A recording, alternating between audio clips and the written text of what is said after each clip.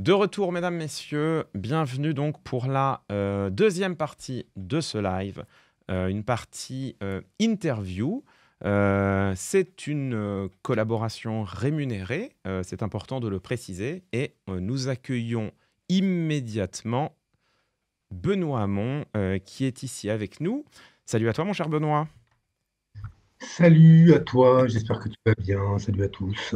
Tout va très bien. On est très heureux de t'accueillir ici pour parler de l'association dont tu es le directeur général qui s'appelle l'association Singa, qui œuvre principalement, et même pas principalement d'ailleurs, qui œuvre pour l'inclusion des personnes exilées et qui en ce moment même a lancé un crowdfunding, un appel à financement participatif auprès des citoyennes et des citoyens. Vous avez dans le chat le lien épinglé pour y avoir accès et contribuer si d'aventure vous êtes convaincu par la nécessité de ce financement participatif. Vous allez voir qu'il y a matière, à raconter et à expliquer sur pourquoi est-ce que cette association aujourd'hui a besoin subitement de la contribution des citoyennes et des citoyens. Et cette discussion va nous emmener sur de nombreux sujets, parler de l'état des associations aujourd'hui en France, parler du débat public mondial autour de ces questions, notamment les questions d'immigration, qui est impacté, c'est ce que j'ai découvert, Benoît, en lisant les documents, à ma propre stupéfaction, impacté par ce qui se passe aux États-Unis autour de Donald Trump, qui a d'ores et déjà des répercussions extrêmement concrètes ici même en France. Je trouve que c'est passionnant et terrifiant, mais passionnant également de constater que c'est déjà notre actualité, que ce qui se passe aux États-Unis autour de Donald Trump, ça nous concerne déjà très directement. Et puis ensuite, on aura, j'imagine, l'occasion de parler un peu ensemble de cet enjeu, parce que l'objectif, c'est évidemment, bien sûr, d'expliquer aux gens pourquoi est-ce que Singa aujourd'hui a besoin de l'aide des citoyennes et des citoyens, mais aussi plus généralement de parler d'accueil des personnes exilées, de ce qui se passe en ce moment, de ce que fait l'association et de quelle est la situation générale en France de ces personnes. Voilà pour notre programme. Déjà, Benoît, est-ce que tu peux, pour commencer, nous expliquer ce qu'est Singa, quand l'association est-elle née et qu'est-ce qu'elle fait très concrètement?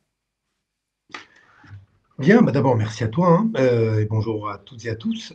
Singa, c'est une ONG française. Elle est née il y a une douzaine d'années. Elle est née sur le désir de personnes d'accélérer l'inclusion des nouveaux arrivants. Alors, ça a commencé par la France, puis ça s'est étendu à plusieurs pays européens. Et d'accélérer cette inclusion par, au début, l'idée, c'était par la création de liens et de liens dans l'entrepreneuriat. En clair, c'est une statistique que les gens connaissent assez peu, ou en fait un chiffre que les gens connaissent assez peu. En France, il faut en moyenne 10 ans à une personne nouvelle arrivante, une personne réfugiée ou une personne qui migre pour des raisons économiques. Il lui faut 10 ans en moyenne pour retrouver son statut social d'origine. C'est-à-dire, si je suis boulanger en Syrie ou prof au Mali, il me faudra 10 ans en moyenne. Alors, ça peut être moins, ça peut être aussi plus, pour retrouver une situation sociale à peu près comparable. Et du coup, l'entrepreneuriat, le fait de créer sa propre boîte, est utilisé par des femmes et des hommes, en France notamment, mais pas que, pour accélérer leur inclusion. En gros, considérant qu'ils n'ont pas forcément envie de monter tous sur des chantiers ou de faire la plonge ou d'être aide à domicile, métier parfaitement respectable par ailleurs, mais tout le monde n'a pas forcément envie de faire ces métiers qui sont des métiers difficiles. Eh bien, certains choisissent l'entrepreneuriat. Et c'est là-dessus que Singa s'est structuré et construit depuis une douzaine d'années. Et voilà. Et on accélère donc l'inclusion des personnes nouvelles arrivantes, notamment par l'entrepreneuriat. Alors, on a d'autres programmes, il n'y a pas que ça, mais c'est principalement ça. Et Singa, ça veut dire lien en lingala, Hmm. le lien qui manque entre les nouveaux arrivants et les citoyens locaux des sociétés d'accueil. Est-ce que j'en profite pour tout de suite parler un peu de l'association en elle-même. Donc j'ai le bilan de Singa depuis une dizaine d'années sous les yeux, hein, 20 000 personnes accompagnées, 400 entreprises et associations dont la création a été Ça fait soutenue. une erreur, c'est 1400, tu vois, on sous-estime, c'est pas 400, c'est 1400. Ah oui, d'accord. Pardon. Oui, ça change un peu, ouais. Ah oui, ça change. Alors, oui, ça change un peu. C'était l'une des questions que j'allais poser. Il y a 20 000 personnes accompagnées, donc 1400 entreprises, associations qui ont été soutenues. Ça veut dire qu'il y a aussi des personnes pour lesquelles le soutien de Singa passe par des programmes qui ne sont pas seulement la création d'entreprises, j'imagine. En fait, il y a beaucoup de gens aussi qui, au cours d'un parcours entrepreneurial, vont finalement prendre un travail. Donc, en fait, beaucoup de ceux-là Hmm. vont pas forcément aller au bout d'un projet entrepreneurial, mais à travers les compétences qu'ils vont acquérir et surtout le réseau que va leur donner Singa, vont choisir d'autres opportunités. Et en réalité, on a Hmm. plutôt, et c'est ça qui est assez impressionnant, des résultats meilleurs qu'un incubateur normal, on va dire lambda, en France, en Allemagne ou en Italie, puisque en sortie de nos programmes, l'espérance de vie des entreprises, pas créées par Singa, parce qu'elles sont créées d'abord par les personnes qu'on accompagne, cette espérance de vie est plus longue. Et on a une explication à cela, c'est que c'est pas juste dû, on pourrait dire, à notre impact, notre génie à Singa, c'est lié au fait que ceux qui ont connu des trajectoires d'exil ont développé des compétences, des capacités d'adaptation, aussi un sens de la résistance aux aléas de la vie qui les rendent très costauds quand ils vont au bout de leur projet entrepreneurial. Ils ne s'arrêtent pas au premier échec et vont au bout. Et donc on a aujourd'hui plusieurs centaines d'entreprises qui ont été créées en sortie des programmes de Singa. Et la force de ces entreprises, c'est que elles nous aident aussi dans notre mission numéro un, c'est changer les représentations qu'on peut avoir des migrations. Parce que quand la Hmm. migration est associée à l'entrepreneuriat, à la réussite d'une personne qui va créer de l'emploi, de la richesse, c'est un peu différent des images souvent caricaturales qui sont rapportées sur les migrations. Je te donne un chiffre, personne ne le sait ça. En France, chaque année, 15% des créations d'entreprises le sont par des étrangers, Hmm. ce qui est beaucoup plus que leur proportion dans la société française. Preuve que leur contribution à l'initiative, l'innovation et la création de richesses va bien, bien, bien au-delà de tout ce qu'on peut raconter, de tous les préjugés qu'on peut avoir sur la migration. 15% des créateurs d'entreprises sont des étrangers. Et d'ailleurs, pour mémoire, étrangers ne signifie pas forcément migrants, puisqu'en proportion, il y a moins d'étrangers, ils sont à peu près 8% de la population, quand les immigrés sont au-delà, ils sont près de 11% de la population. Pourquoi? Parce que les immigrés ou les migrants sont des personnes nées étrangères à l'étranger, et si elles sont naturalisées françaises, elles sont toujours Hmm. comptabilisées parmi les personnes migrantes dans les statistiques de l'INSEE. C'est très intéressant. Déjà, dans ce que tu dis, il y a deux choses qui me frappent. Moi, je connais Singa depuis un moment. Je suis l'action de l'association de loin, certes, mais je la suis quand même depuis un moment. Et je m'étais toujours posé cette question de me dire, mais c'est drôle d'avoir choisi comme levier principal l'entrepreneuriat. Je me disais, mais est-ce que c'est pas entre guillemets, petit levier? Est-ce que c'est pas le petit bout de la lorgnette? Mais je trouve que tu donnes deux éléments de réponse à cette interrogation que j'avais. euh, qui me semble fort. Le premier, c'est de dire, de toute façon, les personnes, dans leur parcours d'entrepreneuriat, en les accompagnant de ce point de vue-là, elles vont prendre des initiatives, se construire un réseau, trouver des appuis qui peuvent, pour une partie d'entre elles, leur permettre de continuer leur parcours professionnel dans le salariat. Donc ça peut aussi être un, un tremplin pour retrouver un poste de salarié. Et puis cette idée de dire, par ailleurs, en fait, c'est beaucoup plus important encore du point de vue aussi du débat public et des représentations, la question de l'entrepreneuriat des personnes immigrées, parce que ça participe à changer les mentalités, ça participe à changer les représentations et à sortir de cette idée que les personnes immigrées seraient toutes des assistées, seraient toutes à la charge de l'État et de la collectivité, alors que non, au contraire, elles y contribuent amplement. Oui, et puis tu peux même y ajouter un ingrédient d'ailleurs à tout ça, c'est qu'en fait, beaucoup de ceux qui rejoignent nos programmes vivent en dessous du seuil de pauvreté. Parce que beaucoup aujourd'hui de personnes migrantes, de personnes étrangères ont une situation économique extrêmement fragile. Et l'entrepreneuriat est évidemment un moyen pour elles aussi de sortir de la pauvreté. Donc il y a une fonction très concrète au programme de Singa, c'est que ce sont des instruments de lutte contre la grande pauvreté et qui permettent à des femmes et des hommes aussi de retrouver cette stabilité élémentaire à partir de laquelle Hmm. se projeter, retrouver confiance en soi, plus le fait, alors tu l'as dit et je l'avais dit un petit peu au début, Singa, à un moment, le président de Singa, qui est un des premiers présidents de Singa, qui s'appelle Roux Savard, disait on est une banque sociale, c'est-à-dire qu'on prête du Hmm. réseau social. Qui n'a pas eu, mais d'ailleurs, vous changez de ville, vous avez ce problème-là. Miel, je connais personne, j'ai pas de réseau, comment est-ce que je vais pouvoir reprendre ma place? Alors imaginez, vous changez de pays, vous parlez mal la langue, avoir du réseau, ou en tout cas se connecter à d'autres, est absolument crucial. Et ce que Singa propose, c'est ça. On met du réseau à votre disposition et le talent fait le reste. Hmm. La persévérance fait le reste. L'ingéniosité fait le reste. Le sens de l'innovation fait le reste. Et là, là, il n'y a pas de lézard, ça fonctionne très très bien. Je vois dans le chat, il y a une question qui est revenue à plusieurs reprises. Il y a des gens qui disent création d'entreprise, certes, mais quel type d'entreprise? J'imagine que dans le lot, il doit y avoir des auto-entreprises. Est-ce qu'il y a une grande part d'économie ubérisée, de type chauffeur Uber, VTC? Ou est-ce que Non. c'est beaucoup des projets de sociétés qui naissent?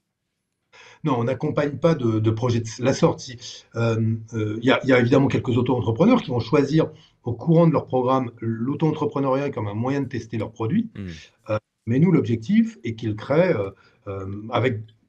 en dépit du fait qu'on pousse aussi les modèles de l'économie sociale et solidaire comme des solutions entrepreneuriales, mais il y aura énormément de SASU, il y Hmm. aura parfois aussi des associations, parfois on peut avoir une idée et pas être totalement au courant on va dire des propositions qui sont celles de la loi française pour s'organiser. Parfois, on pense qu'on va créer une entreprise et on va finir par créer une association, etc. Donc, là, on est très ouvert en fait comment dire, on aime un peu ce qui est la diversité des modèles entrepreneuriaux. Donc, on essaye d'orienter les personnes que nous accompagnons, d'abord en fonction de leur projet et ensuite en fonction du modèle qui nous semble le plus approprié ou le plus adéquat par rapport au projet qui est le leur. Mais c'est une question qu'on nous pose, comme on nous demande souvent, mais dans quel domaine crée-t-on des entreprises chez Singa? Et en fait, on a zéro réponse, parce qu'en fait, c'est dans tous les domaines. Il y a la petite industrie, il y a évidemment hôtel, café, restaurant, il y a de la mode, il y a des cosmétiques, il y a de la tech, il y a de l'edtech, de la santé. Bon, bref, il y a autant de projets qu'il y a de personnes, et cela concerne tous les secteurs de l'économie. Et c'est intéressant, je le rappelle, je le redis, tous les modèles entrepreneuriaux, y compris ceux de l'économie sociale et solidaire. Est-ce que tu peux nous partager peut-être quelques réussites entrepreneuriales, alors c'est de l'argument par l'exemple, donc ça a ses limites, mais pour rendre les choses plus concrètes, euh, quelques initiatives qui sont considérées à Singa comme des grandes réussites, dont vous êtes particulièrement fiers. Alors, il y a des noms parce que moi je suis nul en mémoire des noms, donc je vais en commencer quelques-uns, mais il y en a, je vais te donner aussi ce qu'ils font, et si je me souviens Hmm. pas du nom, pardon. Bon, alors, dans les grosses boîtes françaises qui ont percé, tu as le traiteur Meet My Mama, je sais pas qui est assez connu aujourd'hui. C'est une entreprise dont les actionnaires sont des femmes immigrées, cuisinières, et qui partagent leurs recettes. Donc les actionnaires sont ces femmes. Et évidemment, l'entreprise s'est beaucoup développée. C'est devenu un traiteur de premier plan. Et Meet My Mama, c'est formidable si vous voulez faire des dîners petits ou grands, voir des congrès. Faut aller chez eux. C'est formidable. Il y a une autre boîte que j'aime bien parce que l'histoire de cet homme est très touchante. Ça s'appelle Plural. Plural livre dans les entreprises du café colombien. Le créateur s'appelle Carlos Arbalez. Il est colombien lui-même. Il est réfugié politique. Il avait voulu documenter en Colombie les exécutions extrajudiciaires. Il avait été menacé de mort. Il avait dû se réfugier.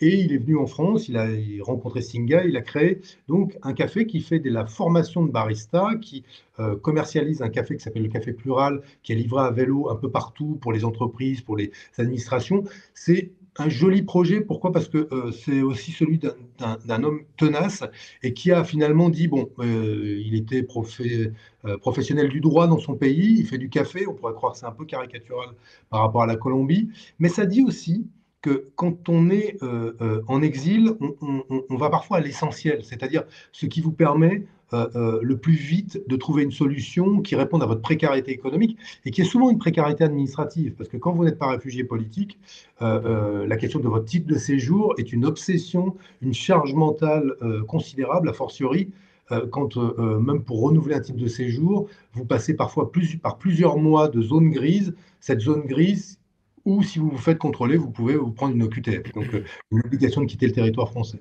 Donc je te donne ce deuxième exemple, mais il y Hmm. a Kaoukab. Kaoukab avait été créé par un entrepreneur syrien et faisait, en gros, proposer que là où vous avez du petit électroménager à jeter, il venait le chercher chez vous, il le revendait lui-même. C'était fait par des familles qui étaient des familles qui vivaient plus ou moins dans l'économie informelle, notamment des familles de la communauté Rome, qui comme ça avaient le statut d'auto-entrepreneur, commençaient à basculer dans l'économie formelle, et ça avait la double vocation d'être à la fois écolo et de faciliter la lutte contre la pauvreté dans des communautés particulières. Mais je pourrais vous parler aussi d'une très beau projet qui s'appelle Aliatech. Aliatech, c'est une petite appli qui permet à des personnes étrangères, dans la langue ou le dialecte qui est le leur, de se faire comprendre d'un médecin ou d'un pharmacien, avec tout le vocabulaire de la médecine rentré dans cette petite appli. Bah, c'est formidable parce que ça permet surtout à des gens de faire comprendre à un professionnel de santé là où ils ont mal. Et donc, Hmm. euh, je te donne quelques exemples, je pourrais t'en citer plein, il y en a plein, mais voilà, quatre exemples parmi beaucoup d'autres, il y en a des centaines, donc pardon à tous ceux que j'ai pas cités. Euh, mais allez, j'en donne un dernier, il est bien, puis c'est le genre de, de projet qui énervera Bruno Retailleau, donc ça me fait plaisir. Et le projet de l'entreprise de Cécile Amia, elle a créé une boîte qui s'appelle Easy Paper. C'est comment une entreprise fait les démarches administratives pour recruter une personne étrangère, et comment plutôt que ce soit un enfer pour l'entreprise parce qu'elle a des obstacles administratifs, alors que la personne qu'elle veut recruter a toutes les compétences pour prendre le poste, eh bien, Easy Paper vous facilite la vie, prend en charge ces démarches-là, et les entreprises sont là soulagées d'un effort qu'elles auraient dû faire et qui leur paraît parfois insurmontable. Donc, très belle boîte, Easy Paper, et qui est très utile aux chefs d'entreprise qui veulent recruter, puis aux étrangers qui cherchent à faire connaître leurs talents. Moi, il y a deux choses qui me frappent là dans ce que tu racontes. Déjà, évidemment, la diversité des profils, des entreprises, des projets, et on voit bien en t'écoutant effectivement tout ce que l'initiative peut apporter et comment est-ce que tout cela est de nature à changer le regard. Et tout ça, ça me paraît évidemment essentiel. Et puis, il y a une chose que tu as dite au milieu d'une phrase sans presque t'en rendre compte, et je trouve que c'est essentiel. Alors, plus généralement, on en parlera tout à l'heure, mais sur la question des personnes immigrées elles-mêmes, on parle beaucoup des OQTF, des obligations de quitter le territoire français. On en parle tellement que c'est même devenu aujourd'hui presque un nouveau vocabulaire pour dire les immigrés. C'est-à-dire qu'on ne dit pas les personnes frappées d'OQTF ou sous OQTF, on dit les OQTF, dans quelque chose qui est évidemment souverainement déshumanisant et presque insupportable. Et c'est vrai que quand on entend cette idée de oui, mais vous vous rendez compte, ces personnes, elles sont sous OQTF, tu peux avoir une réponse spontanée qui est de se dire bah oui, mais en même temps, si t'as pas le droit d'être là, t'as pas le droit d'être là, point. Et en fait, là, tu nous montres déjà comme ça, sans même presque t'en rendre compte, combien est-ce que les réalités pratiques et concrètes sont beaucoup plus complexes que ça. Et qu'on peut être présent légalement sur ce territoire, faire renouveler son titre de séjour, avoir quelques mois dans lesquels bah, ça traîne un peu, et donc on a quelques mois sans titre de séjour, mais on était en situation légale auparavant, on le ressera dans quelques mois, sauf que si dans ces quelques mois-là, on est contrôlé, on peut basculer sous non pas ce statut, parce que c'est pas un statut, mais sous cette, je sais pas comment on dit, cette disposition administrative d'OQTF. Et je trouve que c'est hyper intéressant, ça permet de nuancer considérablement cette idée un peu simpliste que il y a d'accord peut-être les gentils immigrés qui sont en situation légale, et puis il y a tous les méchants OQTF qui en plus commettent des crimes, etc. Et on voit que déjà, au-delà du fait que le lien entre immigration et délinquance n'est pas démontré, surtout, on peut être sous OQTF presque par hasard, simplement parce que c'est l'administration elle-même qui a traîné à renouveler un titre de séjour, parce que les démarches sont compliquées, etc. Et je trouve que ça, en fait, c'est hyper important de le dire. Et si on le disait davantage, j'ai l'impression que déjà le débat serait un peu plus sain sur cette question-là. Oui, et puis d'ailleurs, euh, pour que tout le monde comprenne, on a tous été confrontés, aussi en partie en raison de la numérisation du service public, à des moments de de grande solitude au moment de renouveler certains papiers, à pas comprendre exactement ce qu'on attendait de nous, etc. Donc, imaginez le stress de celui ou celle qui est confronté à la nécessité de renouveler son titre de séjour et se voit imposer des délais, des rendez-vous à plusieurs après la date de renouvellement chez Singa, mais tous les jours, nous avons des situations comme celle-là, de femmes et hommes qui sont réguliers, travaillent, et au moment du renouvellement de leur titre de séjour, basculent, alors qu'ils ont un contrat de travail, qu'ils ont payé des cotisations sociales, payé des impôts, ont leur famille ici. Au moment du renouvellement, en raison des délais qui s'étirent, des contrôles, de la complexité, basculent dans cette zone grise où ils peuvent être exposés à une OQTF.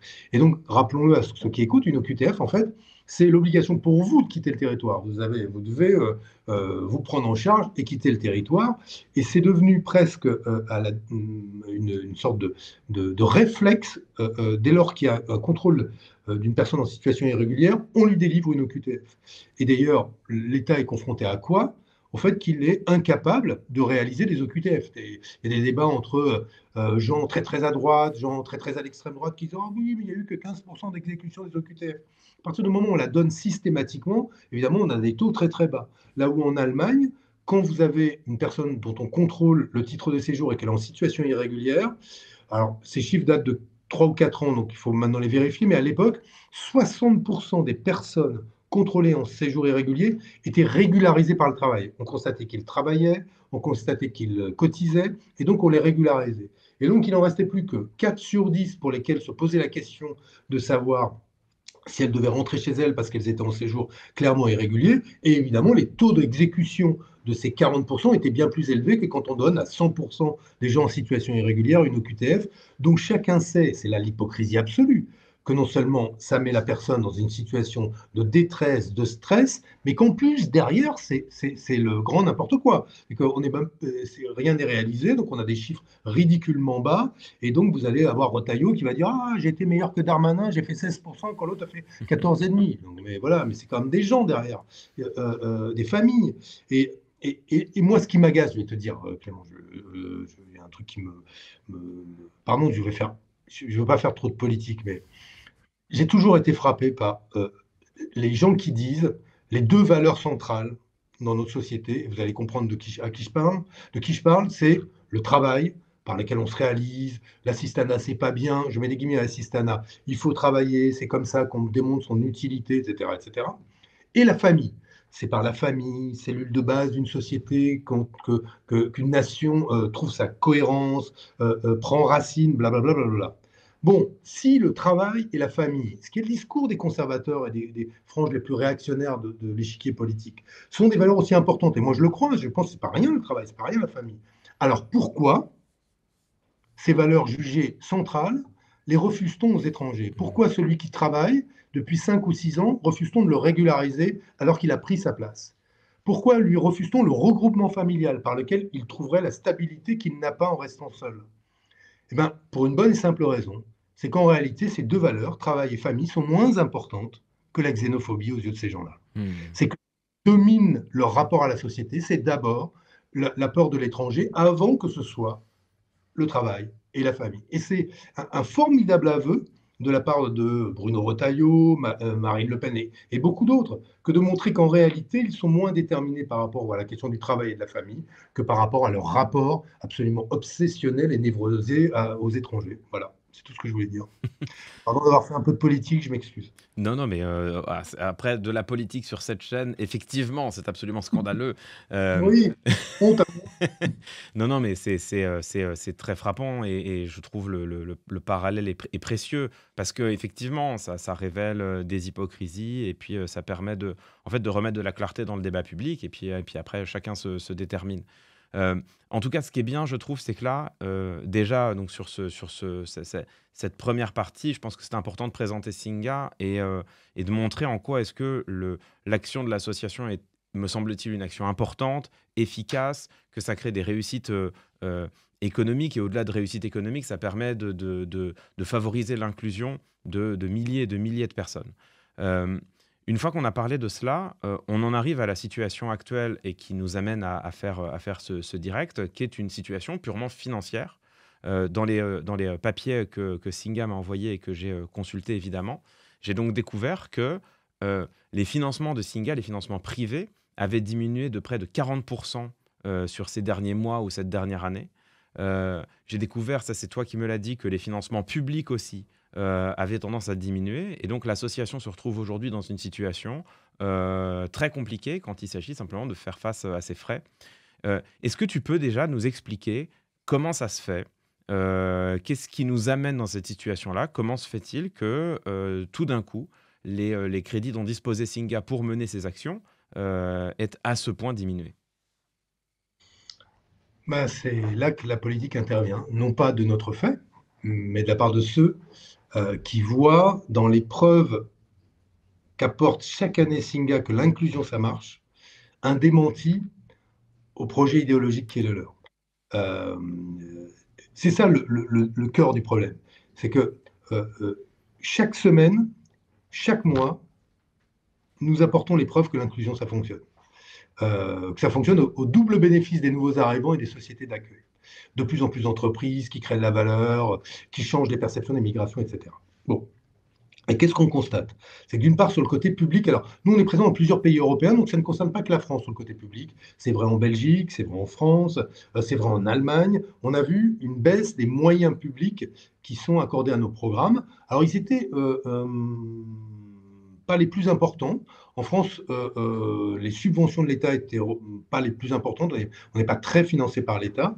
Les principaux acteurs publics avec lesquels on travaille aujourd'hui, c'est BPI France et l'AFD. De ce côté-là, ça a été maintenu. Mais tout ce qui est subvention directe sur la question de la sensibilisation à l'entrepreneuriat, l'accompagnement des personnes réfugiées qui veulent entreprendre, là, ça a été une chute vertigineuse.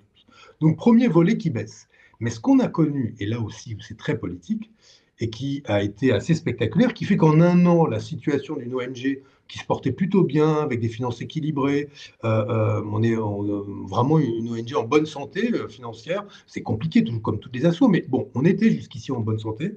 Mais là, on a eu la conjonction de deux phénomènes. Donc, un, les subventions publiques orientées à la baisse, pas majoritaires, mais en tout cas, elles aident quand même. Et impact de l'élection de Trump, un certain nombre de grands acteurs privés qui ont renoncé à financer des programmes qu'ils finançaient jusqu'à présent en faveur de la diversité, de l'inclusion et de l'égalité. Pourquoi? Parce que tout ce qui était D&I aux États-Unis est devenu ONI par l'administration américaine, qu'elle a désigné les entreprises ou les personnes qui finançaient des programmes dans la diversité, dans l'inclusion, que des mots ont même été interdits dans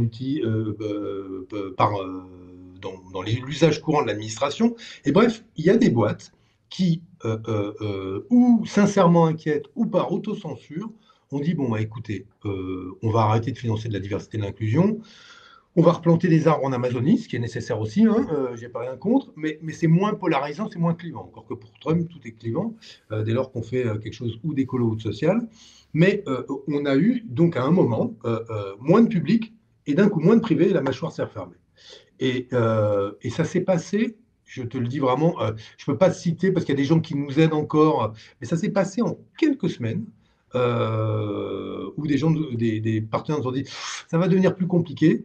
Et boum, ça s'est arrêté. Et on s'est retrouvé dans cette situation où il a fallu compter nos alliés. Alors, fort heureusement, et merci à eux, il en reste dans le privé qui nous aident. Il reste aussi des gens dans des administrations, des collectivités qui continuent à croire que financer l'inclusion, c'est financer l'intérêt général. C'est pas de la charité, c'est l'intérêt général. Et toute chose créant son contraire, on s'est aussi découvert des alliés costauds, forts. L'Alliance des gentils, ça existe, quoi. Aussi, l'international des gentils. Il n'y a pas que l'international des abrutis et des racistes. Il y a aussi une alliance des gentils. C'est un peu caricatural, mais encore que moi j'aime bien ce mot gentil. Si jamais on m'a dit des fois, Benoît, t'es trop gentil. Bon, non, je pense qu'on n'est jamais trop gentil, moi, mais bon. Et donc voilà. Donc on a vu aussi ça apparaître, et donc je les remercie. Mais bon, la réalité, c'est que pour nous aujourd'hui, c'est quand même un gros coup de froid sur beaucoup de nos programmes qui nous amène à donc lancer cette campagne de financement participatif. Et merci à toi de la mettre en lumière, Clément, parce que ça, c'est vraiment, voilà, on en a besoin. Tu nous parlais donc des acteurs privés qui, sous l'impact de l'élection de Donald Trump, tout d'un coup, on imagine pour pas se mettre en froid avec l'administration américaine, annulent des contributions, annulent des participations à des programmes. J'imagine que dans le lot, alors tu as dit que tu voulais pas donner et je comprends bien, c'est normal, tu voulais pas donner de nom. Euh, J'imagine que dans le lot, il y a pas mal d'entreprises ou de fondations américaines. Est-ce que ça se voit jusque au sein du tissu économique français? Est-ce qu'il y a des entreprises ou des partenaires français qui ont dit, bah, désolé, mais en fait, nous, on fait du business avec les États-Unis et si on finance Singa, potentiellement, ça peut nous mettre mal avec, etc. Alors, je vais te dire, je pense qu'il y a la plupart des grands groupes français qui ont des marchés aux États-Unis ont eu le débat en interne sur la question de garder ou pas un responsable D&I, diversité inclusion, égalité. Voilà, tu as les trois. Et tu observeras, si on regarde, que beaucoup d'entreprises du CAC 40 ont rebaptisé leur département D&I d'un nom qui soit plus compatible avec le lexique trumpiste, c'est-à-dire de ce qui est acceptable et ce qui n'est pas acceptable. Nous, il nous est difficile, dans des boîtes qui ne renouvellent pas leur financement ou les renouvellent partiellement, de savoir, à l'exception un de nos grands partenaires qui avait été très, très transparent sur le fait que si Trump était élu, ça s'arrêterait. Euh, D'autres nous disent, ah ben non, ben on passe à autre chose, vous comprenez. Donc, caractériser, comment dire, le point de départ de la Mm. fin d'un financement comme prenons nos distances parce que on est là sur Singa. Singa, c'est une organisation qui fait parler d'elle, qui a un gros plaidoyer. C'est vrai qu'on dit des choses parce qu'on ne peut pas ne pas dire des choses. C'est pas parce qu'on fait que de l'entrepreneuriat on pourrait dire ah c'est génial, on est un peu la station F des réfugiés, l'entreprise c'est pas politique. Non, oui, on pourrait faire que ça, mais est-ce qu'il faut passer sous silence les conditions absolument épouvantables dans lesquelles nos entrepreneurs n'obtiennent pas de papier, se font traiter, subissent des discriminations? Non, on ne pouvait pas rester silencieux parce que c'était pour nous quelque chose d'insupportable. On ne peut pas être en République française et constater que se niche au cœur de la République des discriminations aussi grossières, aussi violentes, aussi brutales que celle-là. Donc, on parle. Et donc, on peut se dire, pour une grosse boîte, oula, c'est peut-être un peu risqué. Et on ne sait jamais, avec l'ambassade des États-Unis en France, où les marchés américains peuvent, ou je ne sais pas quoi, qui aux États-Unis peuvent estimer que ce serait trop visible. Bon, moi, je crois qu'il n'y a pas une seule boîte qui serait sanctionnée parce qu'elle finance Singa. Je pense que c'est plus de l'autocensure qu'autre chose. Mm. Encore que dernièrement, on s'est pris un tweet d'Elon Musk sur la gaieté lyrique, donc tout est possible. Hein, mais ce que je veux dire, c'est que bah, ça dit quelque chose du fait que une partie des dirigeants d'entreprise euh, peuvent basculer d'un axe en termes de philanthropie à un autre assez vite. Euh, et ça interroge sur la conviction ou la sincérité de leurs engagements dans ce domaine-là parfois. Oui. Mais bon, je te dis, il y a toute chose créant son contraire. On a aussi découvert des gens Mm. formidables. Et il n'y a qu'à regarder qui est toujours avec nous et vous verrez les gens formidables. Hein, sur notre rapport d'activité ou sur notre site internet. En fait, moi, ce que je trouve, enfin, je trouve ça vraiment fou, en fait. C'est-à-dire que, et c'est quelque chose que j'avais pas identifié et que je trouve intéressant, le fait de se dire que l'élection de Donald Trump, en fait, a déjà un impact sur les choix de financement que font les entreprises françaises parce qu'elles ont une part de leur marché et peut-être une part importante aux États-Unis et qu'elles ont la trouille. Tout simplement de perdre des contrats ou de finir sur une liste noire. Mais je trouve ça dingue. C'est-à-dire que vraiment, le fait de se dire, bon, bah, en fait, enfin, c'est une banalité que de le dire, mais nos économies sont tellement interconnectées que, bah, en fait, si, l'impact, il est immédiat. Il y a des associations comme Singa, j'imagine comme d'autres aussi, parce que si ça vous arrive à vous, j'imagine que c'est quelque chose qui doit être très difficile pour de nombreuses associations aujourd'hui, que ça a déjà des conclusions aujourd'hui. Euh, Tu parles spontanément, immédiatement de Donald Trump. Tu parles aussi du débat français tel qu'il est aujourd'hui. On voit quand même que le Rassemblement national n'a jamais été aussi haut dans les sondages, que même avec une Marine Le Pen frappée d'inéligibilité, la candidature de Jordan Bardella semble être en train d'être propulsée avec des résultats qui suivent dans les sondages. Est-ce que, alors évidemment, tu nous as déjà dit que tu n'avais pas de réponse, mais je pose quand même l'hypothèse. Est-ce que dans une partie des groupes ou des entreprises françaises qui refusent, dont bizarrement le soutien arrive à son terme à peu près en ce moment, à peu près maintenant, est-ce que dans certains cas, tu as parfois fait l'hypothèse qu'au-delà de Trump, ça puisse aussi être lié à l'anticipation de la politique française qui pourrait basculer en 2027 et certains grands acteurs économiques qui se disent que bon, bah, il faut commencer dès à présent à anticiper une république qui pourrait basculer au Rassemblement national d'ici un an et demi. Écoute, je ne suis pas sourd, hein. Quand le patron du MEDEF, Patrick Martin, à l'issue des universités du patronat français, valide deux discours politiques, Bardella et Attal, il donne une indication. Il donne clairement une indication. Je ne sais pas si c'est la température de ses propres chefs d'entreprise, mais il donne une indication. D'ailleurs, petite anecdote, je la partage avec vous, mais j'ai rencontré un chef d'entreprise en Normandie qui me disait, ça m'avait amusé, il me disait, qui discutait avec d'autres chefs d'entreprise normands qui s'apprêtaient à voter RN. Et il les interrogeait, il leur disait, mais chers collègues, est-ce que Jordan Bardella, vous lui confieriez la direction des affaires financières de votre boîte? Les gens disaient, bah non, il ne connaît rien. Est-ce que vous lui confieriez la direction des RH? Bah non, il ne connaît rien. Bah, est-ce que vous lui confieriez la succession de votre boîte? Bah non. Ils disaient, donc vous ne lui confiez pas les clés de votre boîte, mais vous vous apprêtez à lui confier les clés du pays? Mais tout ça est incroyable. C'est-à-dire que des chefs d'entreprise qui pourraient voter pour Bardella n'imagineraient pas qu'ils puissent diriger leur propre boîte et pensent qu'ils pourraient diriger le pays. Tout le monde sait évidemment, il n'en a pas les compétences, mais c'est bien ça qui intéresse certains, d'ailleurs. Au passage, c'est parce qu'il est malléable, qu'il est flexible, qu'il sera manipulable du début jusqu'à la fin. La rapidité avec laquelle le RN, soi-disant parti des ouvriers, devenu le parti des milliardaires, montre qu'en fait, ces gens-là sont à la main des principaux milliardaires. Donc oui, il y a une tendance dans une partie des élites économiques françaises à devancer, voire même désirer le Rassemblement national. Ça, on ne l'ignore pas. Mais il n'y a pas que ça. La France, elle n'est pas constituée que de patrons racistes et puissants. Ils existent, Bolloré en est un, il y en a d'autres, et ces gens-là nous combattent, hein, il ne faut pas se tromper, ils nous combattent, ils nous désignent, ils nous criminalisent.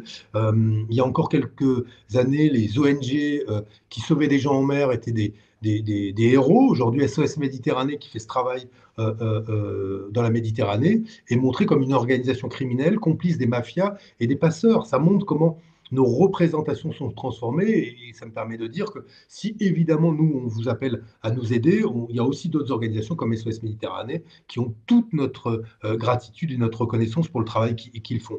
Donc, on est dans un moment où le monde de l'entreprise, mais ça tu le sais mieux que moi, Clément, n'échappe absolument pas à la politique. Contrairement à l'idée, oui, l'entreprise est apolitique. Ouais, d'abord, en soi, ça ne veut pas dire grand-chose, mais il y a aujourd'hui indiscutablement une partie des milieux économiques qui, pour une part, anticipent, pour une autre part, désirent l'extrême droite, et puis une autre qui considère que le désordre social n'est bon ni pour les entreprises ni pour le pays, et résistera à cela, et je me réjouis que ces femmes et ces hommes existent aussi. Mmh. Dans le document préparatoire que j'ai lu, il est écrit que, en fait, il y a une double. Tu parlais d'une mâchoire, mais en fait, il y a presque un double pan dans cette mâchoire. L'idée que non seulement les financements publics diminuent, les financements privés aussi, et Singa se retrouve démuni, avec par ailleurs, et c'est la deuxième partie de la mâchoire plus grande encore, avec par ailleurs des besoins qui augmentent.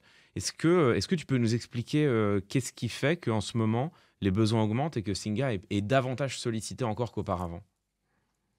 Il y a deux raisons à cela. Il y a d'abord le fait aujourd'hui que il est devenu tellement difficile en raison de la polarisation du débat sur les migrations pour une personne de pouvoir trouver rapidement un travail qui correspond à son niveau de qualification, avec lequel on peut vivre dignement, que l'entrepreneuriat est choisi par davantage de personnes Hmm. comme un moyen de pouvoir se réaliser soi-même. En se disant, après tout, la force de l'entrepreneuriat, c'est que j'ai mon destin entre les mains. C'est pas tout à fait vrai, hein. On sait bien qu'il va falloir trouver des investisseurs, il va falloir trouver une banque, que c'est pas facile de se bancariser, d'ouvrir un compte en banque quand on est un étranger. Bon, bref. Mais il y a quand même l'idée que l'entrepreneuriat est un moyen dans lequel la personne contrôle davantage de paramètres que quand on cherche du boulot de manière classique. Ça, c'est la première chose sur les besoins qui augmentent. Puis il y a une autre chose qui est un phénomène c'est aussi pour ça qu'on s'est tourné vers un appel aux citoyens à nous aider. C'est que des structures plus petites, qui n'ont pas la possibilité qu'à Singa d'organiser une campagne de financement participatif, se tournent vers Singa pour pouvoir maintenir leur activité dans des domaines qui sont voisins des nôtres. Et en fait, courant 2026, nous allons, nous, devoir et décider si nous reprenons tel programme de telle association qu'elle n'a plus les moyens Hmm. d'honorer. Et nous nous retrouvons donc avec davantage de besoins à couvrir. Pourquoi? Parce que sur l'ONG Singa, là où auparavant on pouvait s'appuyer sur un écosystème plus divers, nous allons devoir probablement internaliser des activités qui étaient assurées par d'autres associations. Donc oui, il y a plus de besoins et moins de moyens, d'où voilà, ce choix que nous avons fait d'une campagne de financement participatif avec Ulule et avec quelques autres alliés, comme je ne sais pas si tu as vu, Guillaume Meurice, Émeric Lompré, qui ont décidé de nous donner un coup de main, puisqu'on donne la possibilité, il y aura une loterie pour ce qu'on a appelé le dîner du siècle. Alors, ce n'est pas le club du siècle, hein, c'est le vrai dîner du siècle avec Émeric, Guillaume et moi-même et quelques autres en 2026. C'est pour ceux qui participent à cette loterie et à cette campagne de dons. Voilà. Merci Incroyable. à quelques artistes aussi de s'engager. Incroyable. On parlait précisément d'eux juste avant, puisque nos amis de la dernière sont à nouveau au cœur de la polémique depuis quelques jours. Mais c'est un autre sujet. Euh, le, le, puisque tu viens de parler là, de la campagne de financement participatif, du coup, j'aborde la question maintenant. Donc, ce dont Singa a besoin pour fonctionner, c'est 100 000 euros, c'est ça? Ouais, c'est ce qu'on espère là. Mhm. Alors 100 000 euros, ça ne couvrira évidemment pas tous les besoins, mais on s'est fixé des objectifs raisonnables. Et en même temps, ils apparaissent tellement... bon, ce serait génial qu'on y arrive. On est parfaitement conscient que les gens ont des comptes en banque qui sont les leurs, que en période de Noël, c'est pas GG. Euh, on sait qu'aussi, on s'adresse assez spontanément à des gens plutôt jeunes et qui n'ont pas forcément beaucoup d'argent. C'est pour ça que nous, le moindre petit don, vous mettez 1, 2, 5 euros, peu importe. En fait, c'est le nombre qui fera la différence et on a toujours cru à cela, nous. C'est-à-dire que le nombre et ce qui nous donne notre force, on a une communauté de 80 000 personnes qui nous connaissent, etc., qu'on essaye aussi de mobiliser, mais à l'échelle de l'Europe notamment. Bon, voilà, donc on propose évidemment des formules. Si vous avez des parents riches ou des grands-parents riches, orientez-les vers des dons plus significatifs. Mais bon, sinon, voilà, toutes les participations seront les bienvenues. Et puis, bon, après, c'est aussi une manière pour nous de faire parler de nous. Et si vous n'avez pas de quoi donner, il n'y a aucun problème. Le simple fait qu'on puisse se parler et échanger des représentations positives des migrations et qu'on sorte de ce discours insupportable qui est celui de l'extrême droite qui gangrène la société française et la fait décliner. Rien que ça, ces moments, merci à toi, Mhm. Clément. Bah ça, c'est le sujet que je veux aborder avec toi juste après. D'abord, j'ai juste peut-être une dernière question pour conclure ce volet sur la situation de Singa, bien sûr, mais plus généralement des associations en ce moment. Je ne sais pas si tu as vu, il y a un livre publié par Julien Talpin autour de la situation donc, qui est chercheur en sciences politiques, qui a travaillé sur la situation des associations aujourd'hui, et notamment de certaines associations qui subissent de plus en plus de pression du fait de la loi séparatisme. Loi séparatisme qui était censée être justement pour lutter contre l'islamisme et l'entrisme islamiste, et dont on se rend compte qu'il est de plus en plus, cette loi elle est de plus en plus utilisée pour mettre la pression sur certaines associations qui notamment travaillent sur l'accueil des personnes migrantes. Est-ce que, euh, est-ce que Singa est concernés par cela? Est-ce que vous avez vu cette loi anti-séparatisme avoir un impact clair sur vous? Et si c'est pas Singa, est-ce qu'il y a des associations amies, je ne sais pas, peut-être la CIMAD, j'en sais rien. Enfin, est-ce que toi, tu as vu déjà concrètement les effets concrets de cette loi et de cette ambiance qui existe aujourd'hui autour des associations? Ah oui, très clairement. Mais en fait, la bascule, c'est avec le contrat d'engagement républicain. Voilà. Le contrat d'engagement républicain, c'est un contrat qui a été mis en place sous le premier quinquennat, je crois, d'Emmanuel Macron, et qui est une sorte de contrepartie à la subvention. On s'engage à être des associations laïques, etc. Aucun problème. Sauf que ce qu'on demande aux associations, tu remarqueras qu'on ne demande pas aux entreprises. Hmm. Il y a 211 milliards d'aides aux entreprises, elles signent rien du tout, hein. Par contre, les associations qui pourtant concourent à l'intérêt général font des missions de médiation, font des missions d'éducation populaire, de colonies de vacances, de sport amateur, des établissements culturels. Là, il y a des contrats d'engagement républicain. Ça montre bien qu'il y a quelque chose d'un peu vicié dans cette démarche-là et une forme de suspicion à l'égard de quoi ou de qui? Des citoyens qui s'organisent. La loi de 1901, qui permet aux citoyens de s'associer, c'est une incroyable loi de liberté et de confiance dans la société française. Ce qu'on dit aux citoyens, vos initiatives pour répondre à l'intérêt général ou à votre aspiration à vous réunir pour telle ou telle cause ou activité ou loisir, on vous fait confiance, organisez-vous. Cette loi de liberté, qui est aussi une grande loi démocratique, elle est aujourd'hui altérée par qui? Par un pouvoir exécutif qui pose comme suspecte toute association dès lors qu'elle demande des subventions et serait, comment dire, voilà, supposé remettre en cause les principes de laïcité. J'observe que la grande indulgence quand même avec les associations qui, elles, gèrent un centre d'école privée hors contrat ou sous contrat et qui, elles, non seulement ne respectaient aucune forme d'engagement républicain, mais se sont révélées, comme Notre-Dame de Bétarame, être des lieux d'agression sexuelle répétées depuis des décennies. Et vis-à-vis d'elles, il n'y a pas un élément de discours politique où il n'y en avait pas. Vis-à-vis d'associations qui n'avaient jamais rien fait, par contre, on les désignait à l'avance comme suspects d'abriter des comportements non laïques. Bon, ça montre clairement le problème qu'a une partie des élites françaises avec l'islam et les migrations. On sait, alors il n'y a aucune espèce de naïveté à l'égard d'un certain nombre de mouvements fondamentalistes qui peuvent exister en France, mais de là à faire une règle qui consiste à poser comme suspect par avance toutes les associations, c'est parfaitement scandaleux. Et oui, je te confirme qu'il y a des associations qui ont eu du mal, mais pas que en lien avec l'islam, des associations écolo, militantes, qui ont eu des vrais problèmes parce qu'elles refusaient de signer le contrat d'engagement républicain ou parce qu'elles étaient jugées avoir des activités non conformes avec les principes de la République, alors qu'elles n'avaient absolument rien fait. En fait, cette discussion, elle est à la fois passionnante et terrifiante parce que on se rend bien compte en t'écoutant à quel point est-ce que le secteur associatif aussi aujourd'hui, il fait l'objet de recul, il fait l'objet d'attaques virulentes, alors même que le secteur associatif est au premier rang desquels, enfin duquel plutôt les ONG, c'est justement à la fois un des tissus les plus vivaces de la société française, de la société politique française. Et puis, ce sont aussi les associations et les ONG des vigies de l'état de droit, des vigies de ce que fait le pouvoir politique, des contre-mesures parfois. Et dès lors qu'on voit les associations être attaquées, il y a lieu de s'inquiéter. Et quand on regarde quels sont les autres pays au monde qui, en ce moment même, attaquent les associations, tentent de nuire à leur capacité d'action, coupent des financements, ça a été le Brésil de Bolsonaro, c'est l'Argentine de Milei, c'est les États-Unis de Trump. Et voir la France, C'est l'Italie de Mélanie aussi. l'Italie de Meloni aussi, et voir la France suivre déjà cette trajectoire avant même une victoire d'un Jordan Bardella ou d'un Bruno Retailleau à la présidentielle, je pense que il y a lieu de nous inquiéter et c'est important à minima d'en avoir conscience, de savoir que le mouvement il est déjà en cours aujourd'hui. Euh, J'aimerais qu'on parle un peu d'immigration aussi, puisque évidemment la question qui est au cœur de Singa, mais euh, je me disais que peut-être la meilleure manière de rentrer dans cette question, c'était de rentrer par une question personnelle.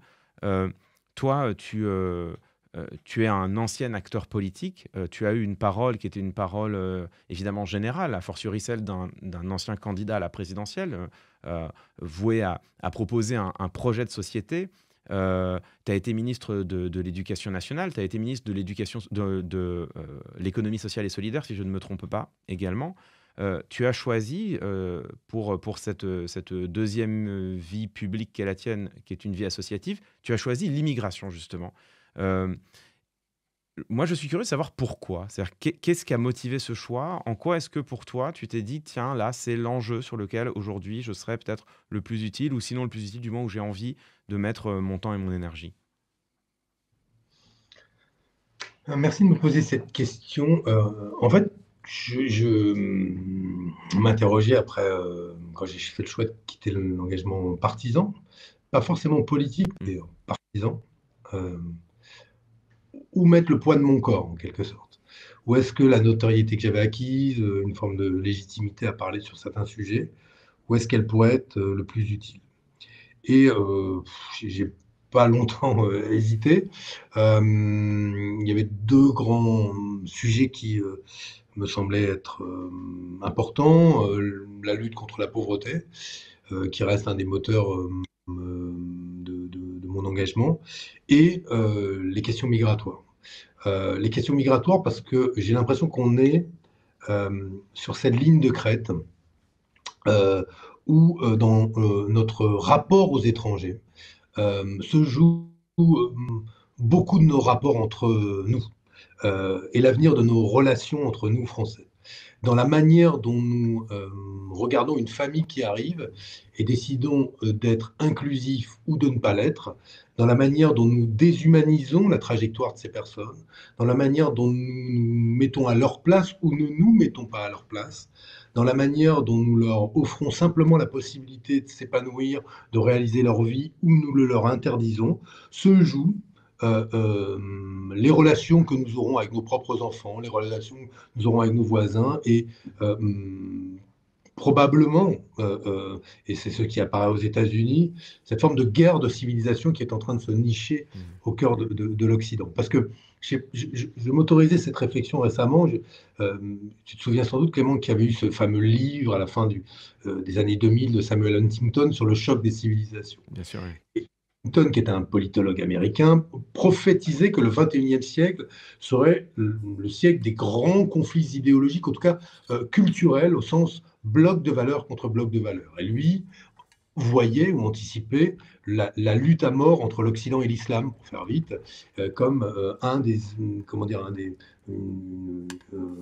ouais, un conflit structurant du 21e siècle. Ce que je pense qu'il n'avait pas vu, c'est que cette prophétie se réaliserait au cœur des États-Unis avec des gens, des Américains, qui dénient à l'autre moitié des États-Unis le fait de se dire même américain, Mm. disant vous n'êtes pas américain, vous ne respectez ni sa constitution ni ses valeurs, et on sent bien que là il y a des blocs, mais qui s'opposent en tout point. Quand bien même ils prétendent chacun parler au nom de la bannière étoilée et des valeurs de l'Amérique. Et évidemment, un tel scénario projette des Américains contre des Américains, comme il pourrait projeter des Français contre des Français, ou des Européens contre des Européens. Et on voit bien aujourd'hui les ferments de ces conflits violents qui pourraient structurer une partie de nos vies dans les années à venir en Europe. Et c'est la raison pour laquelle j'ai voulu m'investir sur ces questions migratoires pour y vérifier les activités de ces ONG au sens voir ce qu'elles faisaient et contribuer à modifier les représentations qu'on peut avoir des migrations non pas en présentant tout comme positif. Les migrations, elles sont composées de femmes et d'hommes. Donc il y a un pourcentage de gens qui jouent pas le jeu, comme partout dans toutes les sociétés, mais au fond, elles sont notre quotidien depuis que l'humanité existe, les migrations. Mhm. Et surtout, l'enjeu, il est de savoir si une grande nation comme la nôtre se souvient qu'elle n'a jamais été aussi grande que quand elle a été inclusive. Et qu'il y a quand même une sorte un drôle de paradoxe à vouloir être une grande nation et à se refermer sur soi. Aujourd'hui, le mot qui, je crois, médiatiquement résume le plus le débat migratoire, c'est le mot de submersion. C'est ce qu'on entend répéter matin, midi et soir. Je me souviens que Marine Le Pen, c'était en 2017 ou 2022, mais je crois que c'est 2017. Elle en avait même fait dans une forme de syncrétisme d'essence. Elle en avait presque fait le slogan de sa campagne, hein, puisque le slogan de la campagne en 2017, c'était la vague bleu marine. Et donc, à la submersion migratoire dont elle parlait déjà, devait répondre la vague du Rassemblement national, de ce qui était encore à l'époque le Front national. Euh, le, le- Moi, je serais curieux d'entendre ce que tu réponds à ceux qui s'inquiètent d'une forme de submersion migratoire de la République française. De la manière suivante, moi, il y a un truc qui est très intéressant. Je pense qu'il ne faut pas mépriser les peurs. Si quelqu'un me dit qu'il a peur des migrations, je ne dis pas t'es un salaud parce que tu as peur. Ça, ce serait malhonnête et au fond très méprisant. Je pense qu'il faut regarder les peurs pour ce qu'elles sont. Aujourd'hui, les peurs à l'égard des migrations, elles s'expriment notamment dans des territoires où il y a assez peu de migrants Hmm. ou de personnes migrantes, assez peu de nouveaux arrivants, mais de vraies inégalités, le sentiment d'une dislocation de nos modes de vie. Et c'est ça qui est intéressant parce que le Rassemblement national prospère sur le fait que cette dislocation d'un certain nombre de repères dans nos vies menacerait notre identité nationale et menacerait notre futur. Alors je m'explique. Qu'est-ce que sont ces modes de vie souvent? Ces modes de vie, c'est un hôpital qui a fermé, une maternité qui a fermé, un service public à travers une gare qui a fermé, quelques commerces de proximité, le sentiment de ne plus avoir accès à ses droits fondamentaux quand, dans les métropoles et en ville, on y a accès. Et je crois que fondamentalement, il y a dans nos modes de vie tangibles, hein, ce qu'on touche, je ne te parle pas de Jeanne d'Arc ou de Charles Martel, qui font partie de... Ça, c'est l'identité nationale défendue par l'extrême droite. Bon, c'est des épisodes de l'histoire de France, mais moi, je te parle de l'identité de la France tangible. Le fait qu'en France, on se différencie d'autres pays par le fait qu'on a des soins gratuits à l'hôpital, qu'on part à la retraite avec un système par répartition, que l'assurance maladie nous rembourse de la grippe, etc., etc. Et donc ça, c'est notre identité. Et tous dans le territoire, on y a le droit de la même manière. Sauf que ces droits ne sont pas aussi effectifs d'un territoire à un autre. Eh bien, il nous revient de dire, là, par exemple, que face à ceux qui disent la submersion migratoire, que si jamais on appliquait le programme du RN sur l'immigration, si on se séparait des travailleurs étrangers, le débat sur l'âge légal de départ à la retraite, c'est plus de 62 à 64 ans, ce serait 68 ans. Et si ce n'est pas 68 ans pour l'âge légal de départ à la retraite, ce sera la baisse des pensions des retraités. Donc en réalité aujourd'hui, si nous voulons garder nos modes de vie, si nous sommes attachés à ces services publics, à pouvoir être soignés gratuitement à l'hôpital, à ce que notre grippe soit remboursée par l'assurance maladie, si nous voulons partir à la retraite à un âge raisonnable pour espérer passer une retraite en bonne santé quelque temps, s'occuper de nos petits-enfants et s'éclater si on veut s'éclater, il faut continuer à avoir une société diverse qui accueille des travailleurs étrangers parce que nous ne pourrons pas faire autrement. Ce qui veut donc dire que euh, aujourd'hui, je pense qu'il faut retourner cet argument de l'identité nationale. Parce que même si je respecte les épisodes de Jeanne d'Arc et de quelques autres, quand bien même ils sont très romancés, c'est pas Jeanne d'Arc qui vous rembourse de la grippe, hein. C'est la sécurité sociale. Or, la sécurité sociale, elle est aujourd'hui directement menacée par ceux qui veulent financer la campagne du RN. Certaines grandes fortunes, comme celle de Bolloré, qui, eux, s'attachent à remettre en cause les mécanismes de solidarité parce qu'ils jugent qu'ils leur coûtent trop cher à eux sous la forme d'impôts, et donc remettent en cause ça et vous servent une bouillie identitaire autour de l'histoire de la France. Alors, avec un c'était mieux avant, quand vous dites, mais alors quand exactement avant? Parce qu'on aimerait bien savoir la date.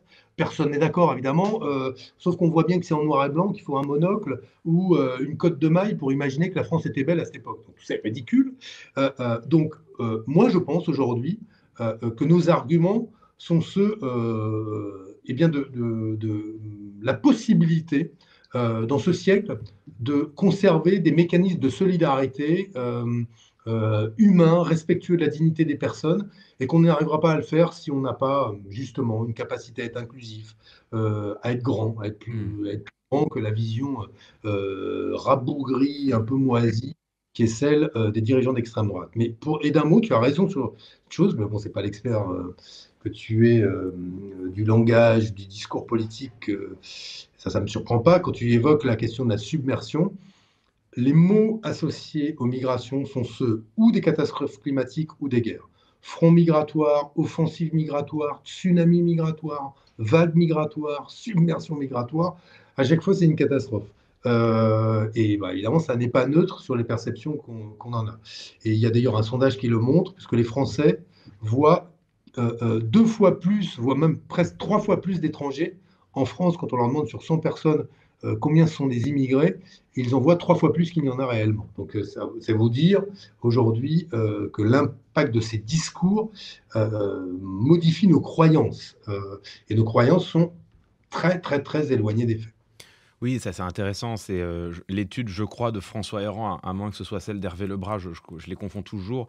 Euh, mais par contre, l'étude, elle, je suis sûr de ce que je dis, qui montre que plus, fondée sur des données de sondage, plus les personnes interrogées ont une connaissance précise des données de l'immigration, et plus ils sont dans une posture d'accueil facilement, et plus ils ont une connaissance erronée des véritables données de l'immigration, et notamment une grande surestimation du nombre de personnes, une grande surestimation de l'impact sur l'économie, et plus ils sont dans une posture de rejet, ce qui montre bien qu'effectivement, le problème, c'est moins l'immigration que les discours qu'il y a autour. Dans les discours, justement, cet argument qu'on a aussi entendu au moment de la réforme des retraites, qui est de lier justement les droits sociaux des habitants, notamment le droit à la retraite, à la question de l'immigration, avec cette idée de dire, tu peux le présenter de deux manières d'ailleurs, soit en disant, comme tu le dis là, attendez les amis, si on renvoie chez eux tous les immigrés, bon courage pour financer les retraites, ou tu peux le présenter à l'inverse, comme ça avait été fait à l'époque, en disant, une solution pour équilibrer le régime de retraite, ce serait d'accueillir plus d'immigrés parce que ça résout la question tout simplement du rapport entre les actifs et les personnes qui touchent une pension. Et j'ai entendu ou lu, et d'ailleurs je l'ai lu un peu ici dans certains messages du chat, parfois des personnes qui sont un peu mal à l'aise avec ce type d'argument en disant, est-ce que c'est pas encore, au fond, remettre sur la table une vision un peu utilitariste de l'immigration en disant, on a besoin des immigrés parce que, pas pour ce qu'ils sont, pas parce que c'est bien et normal que la France accueille, mais parce que la France en a besoin de manière instrumentale. Qu'est-ce que tu réponds à ça, toi? Lequel d'entre vous a envie qu'on lui dise qu'il est inutile? En fait, la plupart de ceux avec lesquels on travaille sont très contents qu'on mette sur la table le fait qu'à côté de la simple réalité qu'ils sont ici, ils sont utiles. Ils ne sont pas neutres, ils ne sont pas sans effet sur nos sociétés. Et on peut d'ailleurs discuter de cela longuement. Et, le fait de dire oui, ils ont un effet positif par le nombre ou pour certains par le fait qu'ils travaillent dans tel ou tel secteur, et pas du tout une démarche utilitariste. Ça renvoie au fait que le fait d'exister, de créer de la valeur, d'acheter, de consommer, etc., a des impacts.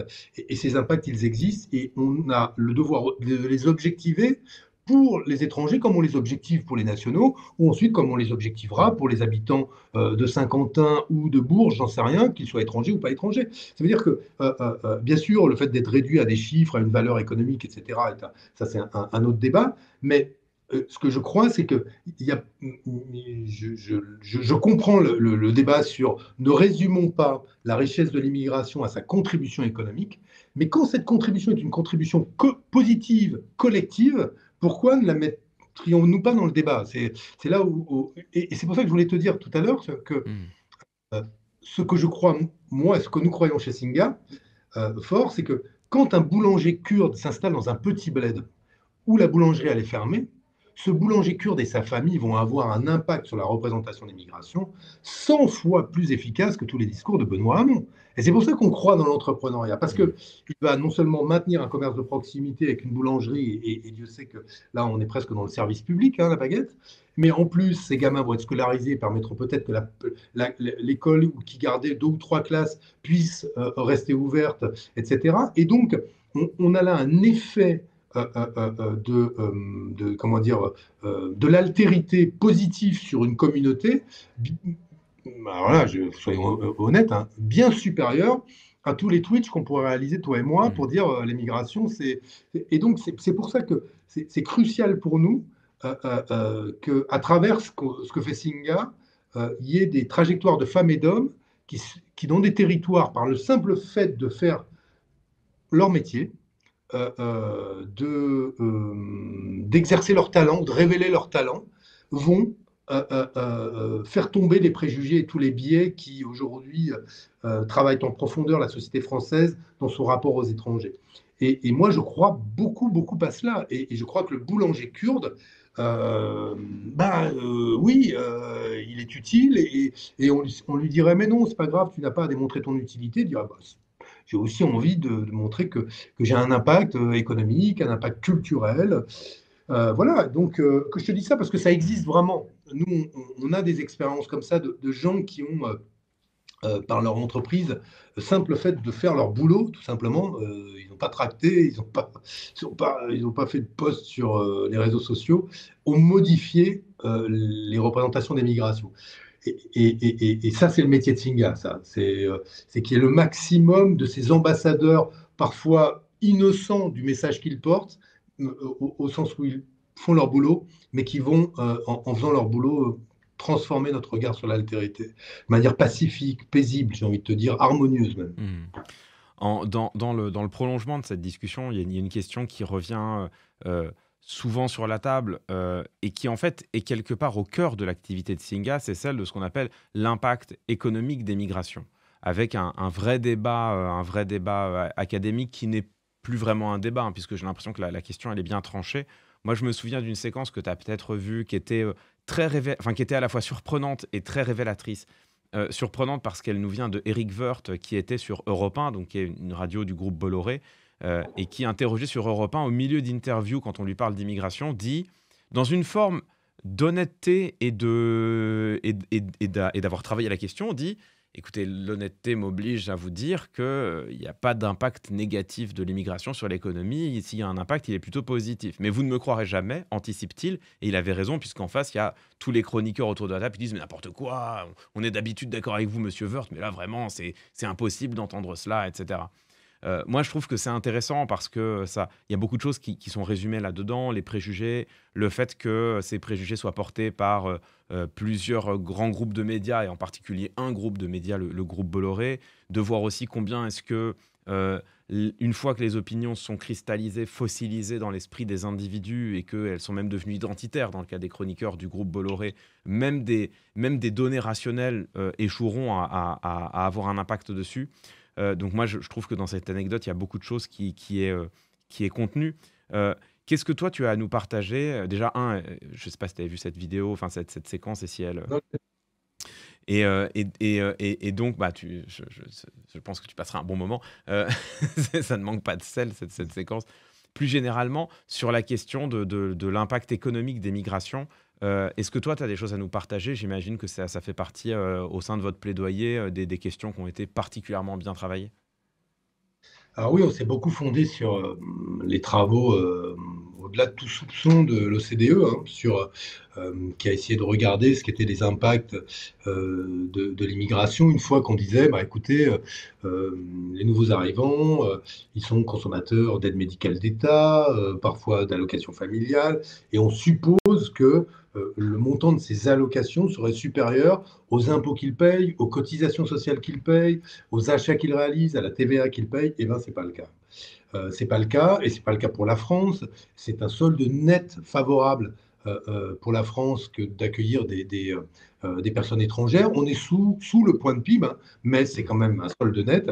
Et donc, on ne peut absolument pas attribuer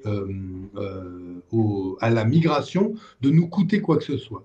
Quand on dit qu'elle nous enrichit, c'est factuellement et économiquement vrai. C'est qu'indépendamment du message, elle nous enrichit par la diversité, la créativité, la possibilité de rencontrer les autres. Ce que je crois, moi, je pense, c'est que oui, il y a indiscutablement le fait qu'on est enrichi de la rencontre avec l'autre, toujours, et même quand ce n'est pas un étranger. Donc voilà. Mais au-delà de ça, c'est factuellement vrai. Et je vous renvoie aux travaux de l'OCDE, qui est quand même pas, pardon de me dire, c'est pas l'officine No Border, quoi. Donc ils sont clairement dans une approche très scientifique, très académique du coût des migrations, et ça vous donne un ordre d'idée aujourd'hui dans les grandes masses de l'impact des migrations pays par pays, et en moyenne sur l'Union européenne et dans tous les pays de migration. Mais ce qui est intéressant, cela étant dit, c'est que le rapport aux migrations est en train de changer dans beaucoup d'endroits.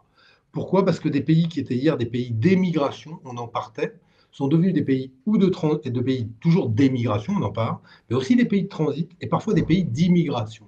Et je pense au Maghreb, par exemple, qui a été dans les dernières années des pays d'émigration et qui voit aujourd'hui une population d'Afrique subsaharienne ou transiter par le Maghreb avant d'aller en Europe ou en Amérique du Nord, ou s'installer dans le Maghreb. Et il y a de plus en plus de déplacés climatiques aussi qui font ce choix-là, et qu'on a donc des pays qui sont en train de devoir traiter, j'allais dire affronter, mais on va dire traiter la question de l'inclusion de ces nouvelles populations. Et nous allons connaître, la France en premier d'ailleurs dans les pays européens, les premiers déplacés climatiques français en raison du stress hydrique dans certaines parties du territoire. Je pense à un certain nombre de départements pyrénéens qui connaissent un effondrement des nappes phréatiques, en raison de la submersion, cette fois-ci bien réelle, possible de certaines villes côtières où les compagnies d'assurance vont arrêter d'assurer les maisons parce que les risques sont trop importants. On voit aujourd'hui les premiers déplacés climatiques, ce qui va nous amener, ou devra nous amener, à réfléchir au fait que les populations vont être plus mobiles qu'elles ne l'étaient auparavant. Et donc la question de l'inclusion, garder les gens, mais aussi savoir les accueillir, va devenir pour une entreprise, pour une ville, et peut-être pour une région ou un pays, une question essentielle pour mesurer la cohésion d'un pays et la performance de son économie.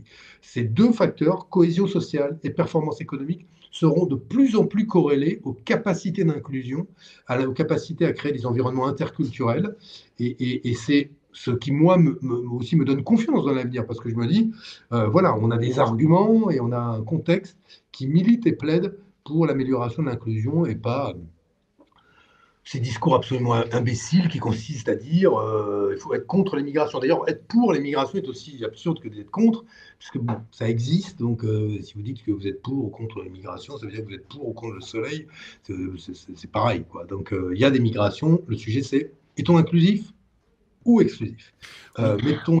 Pardon, excuse-moi. Non, mais en fait, cette question-là, elle est d'autant plus essentielle. Mais tu l'as dit et moi, c'est ça que je trouve assez fou, c'est qu'on a ces débats aujourd'hui, alors qu'en réalité, la question de la migration, elle est devant nous. C'est-à-dire que ce que sont l'ampleur des flux migratoires aujourd'hui par rapport à ce que cela risque d'être d'ici quelques dizaines d'années avec le réchauffement climatique, certains endroits du globe qui deviennent purement et simplement inhabitables, des stress hydriques qui deviennent aigus dans certaines régions du monde. La question des migrations elle va se chiffrer en millions et peut-être en dizaines ou en centaines de millions de personnes d'ici maintenant quelques dizaines d'années. Et ça, là, il y a quelque chose que moi, à la fois, je trouve difficilement explicable, le fait de paniquer aujourd'hui, que certains, j'allais dire panique, non pas panique, mais exploitent la panique, parce que c'est plutôt ça, font prospérer la panique autour de flux migratoires qui, en réalité, restent limités, même s'ils ont déjà commencé à augmenter. Et en même temps, le fait de me dire, mais à quoi ressemblera notre débat public demain si déjà aujourd'hui on en est à considérer que SOS Méditerranée, ce sont des passeurs et une association criminelle, à quoi ressembleront nos débats publics, y compris même nos réalités physiques, c'est-à-dire qu'auront à traverser, d'ailleurs tout à fait littéralement, les personnes qui voudront traverser la mer Méditerranée d'ici 10, 15, 20 ans, quand elles ne seront plus que quelques dizaines de milliers par an, mais quelques centaines de milliers ou quelques millions. Ouais. Alors c'est une question qui n'a pas de réponse, mais est-ce que c'est quelque chose est-ce que c'est une question que tu te poses, de te demander, mais euh, ce sera quoi ce sera quoi le monde dans lequel Singa devra évoluer d'ici 10-20 ans, quand les flux migratoires auront vraisemblablement explosé? À quoi ressemblera notre débat public? Quels seront les arguments qui devront porter? Est-ce que c'est une projection que tu fais, ou est-ce que c'est trop loin tout ça? Je ne sais pas si ma question est claire, hein. Si, c'est très clair, cher monsieur. Non. Oui, je me projette. Alors, je suis paradoxalement, je ne sais pas si je vais être sûr, je suis assez confiant, moi. Pas optimiste, hein, parce que ce n'est pas un sujet d'optimisme ou de pessimisme, mais je suis assez confiant, parce que je pense que, au fond, je vis le moment dans lequel nous sommes en Occident, comme une forme de catharsis d'une partie des élites qui voit ses privilèges et son pouvoir lui échapper et réagit par excès de masculinisme, excès de xénophobie, excès d'anti-écologisme tu vois, donc en essayant de perpétuer des modèles de domination qui ont assuré sa prospérité le siècle précédent. par la colonisation, par la prédation des ressources naturelles, par le patriarcat, tout ce que tu veux, tous ces phénomènes-là qui s'incarnent très bien dans les extrêmes droites, les camps réactionnaires, etc., et qui font ressurgir d'ailleurs une très peu chrétienne idéologie de la part de catholiques. Tu vois, à Retailleau, à Bolloré, il n'y a pas moins chrétien que ces gens-là quand tu les écoutes parler. Je veux dire, ils sont racistes, ils sont. Bon, bref. Bon, peu importe. Mais donc, moi, je vois ça davantage comme un phénomène, une sorte de catharsis, un moment de résistance euh, qui sera balayé, me semble-t-il, à moyen terme. Qui sera balayé, pourquoi? Parce que, oui, tu as raison, il va y avoir un changement d'échelle des migrations internationales. Mais c'est déjà le cas. Ça fait 30 ans qu'elles ont augmenté de 60% depuis 30 ans. Donc il y a déjà un changement d'échelle des migrations internationales. Dire ce n'est pas vrai serait un parfait mensonge. Ces migrations internationales ont-elles déstabilisé nos sociétés au point qu'elles s'appauvrissent?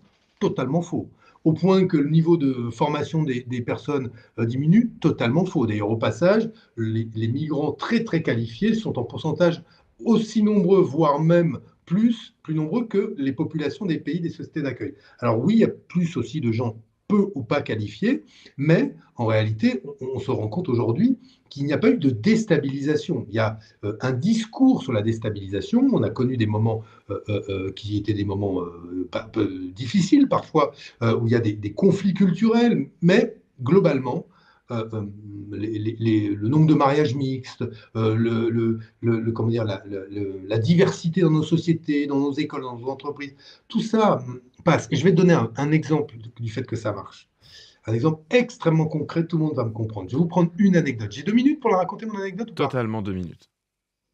Je fais un test dans les conférences que je fais et je leur dis, à votre avis, quand on regarde les principaux couloirs migratoires internationaux, à quelle place se situe le couloir migratoire qui vient d'Afrique subsaharienne vers l'Europe, du Maghreb ou du monde arabo-musulman vers l'Europe? Et évidemment, quand tu écoutes Zemmour, Tataillé, Pascal Pro qui répète la même chose. Tataillé, c'est un personnage de ventriloque pour les mecs de la génération qui est la mienne, donc personne ne le connaît, mais bon, voilà. Pardon, je me suis dit, en le disant, je me suis dit j'allais perdre tout le monde. Même toi ou pas? Je t'avais perdu Non, ou pas non, là-dessus? j'avais la ref, mais lointaine, lointaine. Oui, oui, voilà, voilà. Bon, bref, bon, tous ces gens-là vous disent, bah, évidemment, c'est tout en haut. En vérité, ce couloir migratoire on dit entre la 10e et la 11e position, ça dépend, mais il est très très loin, c'est loin d'être un des premiers couloirs migratoires. Le premier couloir migratoire, tenez-vous bien, international, on le connaît pourtant très très bien, c'est les migrations à l'intérieur de l'Union européenne. C'est grâce à l'espace Schengen et la possibilité d'aller vivre dans un autre pays, 15% des migrations internationales, de toutes les migrations, sont d'Européens qui vont vivre dans d'autres pays européens. Et là où j'en viens avec mon anecdote, c'est quand je dis ça, mais immanquablement, dans n'importe quelle salle, il y a toujours quelqu'un qui lève la main et qui dit oui, mais attendez, ça, c'est pas des vrais migrants. Et là, tu te dis, incroyable. Mais il y a 50 ans, moi, ma grand-mère, tu lui expliques qu'un Portugais ou un Allemand, c'était pas un vrai migrant, elle te tombe dessus parce que pour elle, les migrations, le migrant, c'était un autre Européen, c'était un Polonais, c'était un Italien, c'était un Portugais, c'était un Espagnol. Personne n'aurait dit non, c'est pas un vrai migrant. Ce qui montre quoi?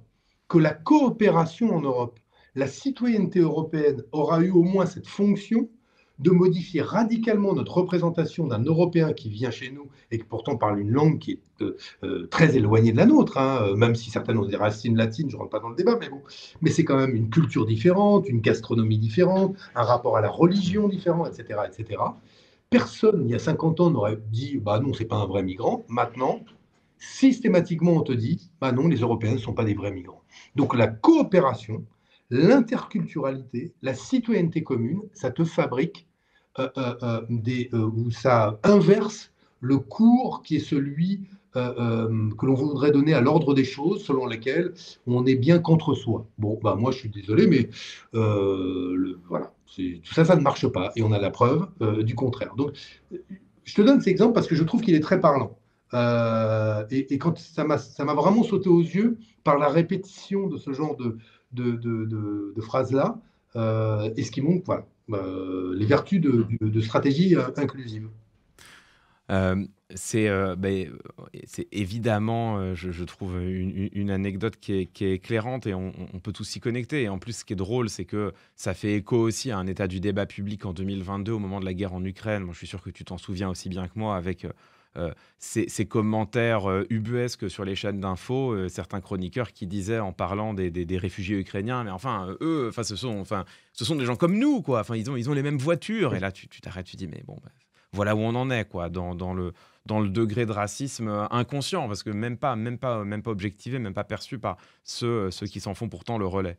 Mais moi, en t'écoutant parler de cela, je me pose une question plus générale. Alors, elle nous ramène, j'allais dire, vers la politique, mais en fait, moins vers la politique que vers le débat public. La question migratoire, aujourd'hui, c'est peut-être l'une des questions, tu me diras si tu es d'accord avec moi ou non, sur lesquelles la gauche est la plus complexée.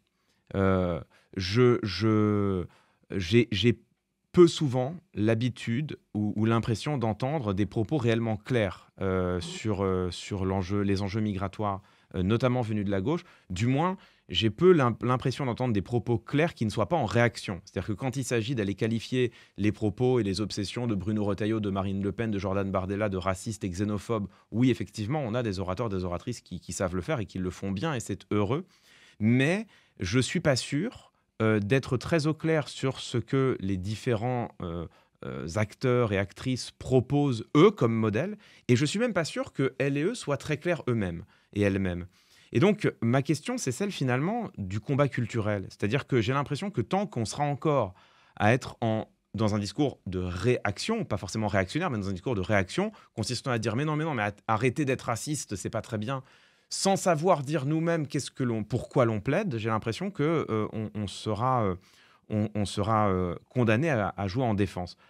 Toi, de là où tu es aujourd'hui, c'est-à-dire un acteur politique, mais sur le versant associatif de la politique, euh, si tu devais mener la bataille culturelle, et de fait tu le fais chaque jour, quel est le discours, quelle est la proposition qu'il faut faire sur l'immigration? C'est-à-dire que à ceux qui disent il faut construire des murs, il faut patrouiller dans la mer Méditerranée, il faut que la question de l'asile soit traitée directement dans les pays d'origine ou à défaut en Turquie ou en Tunisie.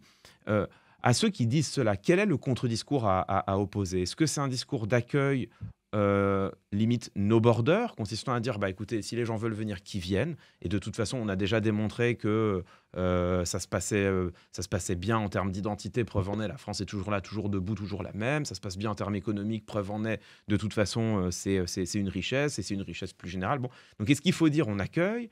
Est-ce qu'il faut dire on peut pas tout accueillir? Et si on dit on peut pas tout accueillir, à partir de là, comment on se positionne? C'est-à-dire que, selon toi, quel est le contre-discours que l'on devrait entendre et que l'on n'entend pas aujourd'hui sur les questions migratoires? Un, régularisation par le travail. Ceux qui travaillent, ils contribuent, ils doivent avoir des papiers. Deux, regroupement familial. J'ai le droit à pouvoir vivre avec une famille, si j'ai une famille avec des enfants, et c'est normal. Ce sont des ingrédients qui sont des ingrédients de stabilité. Trois, la possibilité, quand tu es demandeur d'asile, de travailler dès ta demande d'asile, parce que c'est par le travail que tu accéléreras ton inclusion. Quatre, moi, il n'y a pas de, on fait tomber les frontières, ça n'existe pas. On ne peut pas être un pays qui fait tomber ses frontières, c'est-à-dire totalement nos borders. Dès lors qu'il y a des nations, il y a des frontières. La question est de savoir si on organise des couloirs humanitaires, comment on fait en sorte d'instruire dans des conditions qui sont des conditions humaines, ou les demandes d'asile, ou l'aspiration à venir dans notre pays. La réalité aujourd'hui, c'est que faut qu'on se tranquillise, nous les Français. C'est que dans les discours qu'il y a vis-à-vis de la France n'est pas la première destination choisie par les candidats à l'immigration, Hmm. à l'émigration, pardon. Les deux raisons, on l'ignore, pour lesquelles on choisit un pays, sont pas son système de protection sociale. Sinon, les gens ne quitteraient pas la France depuis la Calais, où la protection sociale est bonne, il y a l'AME pour aller en Angleterre où la protection sociale est nulle. On ne va pas prendre le risque de mourir dans la Manche ou en mer du Nord alors qu'on a une protection sociale en France. Donc cet argument sur lequel la protection sociale est trop protectrice, c'est un aspirateur, c'est tout ça, c'est totalement bidon. Les deux raisons pour lesquelles on choisit un pays, elles sont connues, c'est largement documenté, là encore, sur le plan scientifique, c'est l'existence d'emplois disponibles, le marché du travail est attractif, et deux, l'existence d'une diaspora Mm. qui vous permet d'avoir le contact qui facilite votre inclusion. D'ailleurs, les Français connaissent ça très bien. Quand ils sont expatriés, on les retrouve où? Dans des clubs d'expatriés, beaucoup. Donc, on va chercher quelques Français, pas que, mais on va chercher, pour faciliter son intégration, celui qui vous donnera des tips, des tuyaux pour pouvoir accéder à une formation, avoir un logement, etc., etc. Donc, diaspora et logement disponible. Donc, et non, et emploi disponible, pardon. Mm. Et donc, vous avez là les ingrédients qui permettent de dire pourquoi les gens choisissent un pays. Aujourd'hui, on peut parfaitement avoir une politique qui est une politique où on met le poids du corps à la fois sur l'accélération de l'apprentissage du français, d'ailleurs d'un français qui peut être construit ou conçu dans les apprentissages pour faciliter la vie quotidienne, l'accès au travail. On peut avoir la préférence pour la régularisation par le travail plutôt que le QTF. Ça fait une politique publique des migrations et qui sera d'autant moins comment dire, insoutenable pour la nation qu'elle mettra les gens non pas en situation de précarité, mais en situation de pouvoir prendre leur place dans la société. Qu'est-ce qui fait que ça heurte et que ça frotte? C'est qu'on maintient des gens par centaines de milliers dans la précarité. D'ailleurs, la proie de tous les trafics, parce que pour s'en sortir, il faut parfois, puisqu'on ne peut pas le faire à travers un emploi qui est pourtant disponible, on va le faire par de l'économie informelle. Donc en réalité, aujourd'hui, les stratégies des conservateurs et des réactionnaires consistent à créer un problème au cœur de la société française, problème qui crée un désordre, désordre sur lequel ils prospèrent. En fait, ils génèrent des problèmes et dénoncent un problème qu'ils ne veulent pas régler, parce que c'est bien parce que ce problème d'inclusion existe qu'ils font des voix. Mm. Faut que ce soit clair. Ceux qui veulent le moins régler la question migratoire sont Madame Le Pen et M. Retailleau, parce que si ce problème devait être réglé, il disparaîtrait du paysage politique. C'est aussi simple que cela.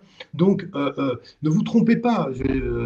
Aujourd'hui, l'un comme l'autre sont des agents d'un désordre qui est un désordre dont ils ont besoin pour vivre politiquement. Donc c'est aussi simple que ça. Donc je t'ai donné quelques éléments Mm. d'une politique migratoire.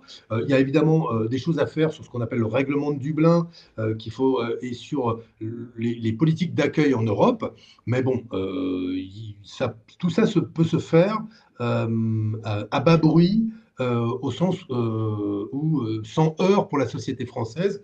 Et si vous interrogez d'ailleurs beaucoup de chefs d'entreprise, c'est aussi ça qui est intéressant, qui peut-être comme citoyens sont tentés par la droite et l'extrême droite, mais comme chefs d'entreprise se disent oui, mais attendez, moi je vois bien que ça marche dans ma boîte, j'aimerais bien on puisse accélérer l'obtention des papiers pour un tel ou un tel, j'aurais besoin de toute façon de travailleurs qualifiés qui viennent de l'étranger. Bon,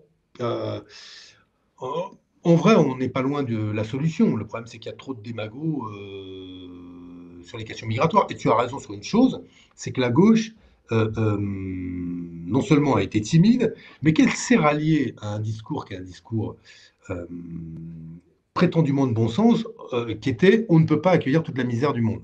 Ça, vous l'avez entendu, ça vient d'un Premier ministre que j'aimais bien, moi, qui est Michel Rocard. Ça a été repris par Emmanuel Macron. Mais là encore, ce n'est pas au grand spécialiste qui a décortiqué tous les discours politiques que je vais démontrer qu'il n'y a pas plus stupide que cette phrase de on ne peut pas accueillir toute la misère du monde. Parce que on, c'est qui? C'est le jeu qui s'abrite derrière le on, le bon sens déjà. Ah oui, on ne peut pas accueillir, tout le monde va être d'accord. La boulangère là, l'ingénieur là. Bon, non, c'est je, moi, chef de l'État ou Premier ministre, j'ai décidé que c'était mon choix politique. On ne peut pas. Ah ben, le bon exemple, c'est l'Ukraine. L'Ukraine, 100 000 réfugiés ukrainiens. L'État a organisé des coordinations. On en était, nous, en tant qu'ONG, entre les collectivités, les entreprises, les administrations.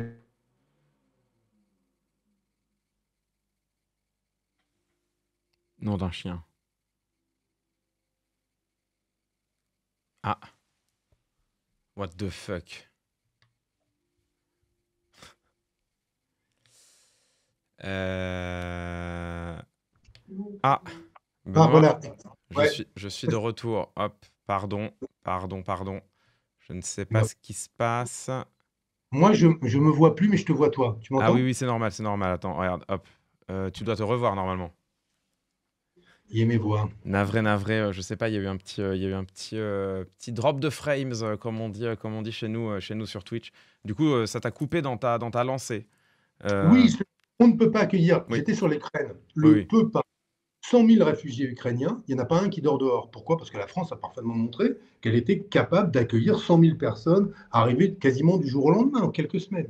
Ensuite, toute la misère du monde. La vérité, c'est que toute la misère, en tout cas les migrations internationales, j'évoquais plus tôt dans la discussion le fait qu'elles avaient augmenté de 60% les migrations internationales sur les 30 dernières années.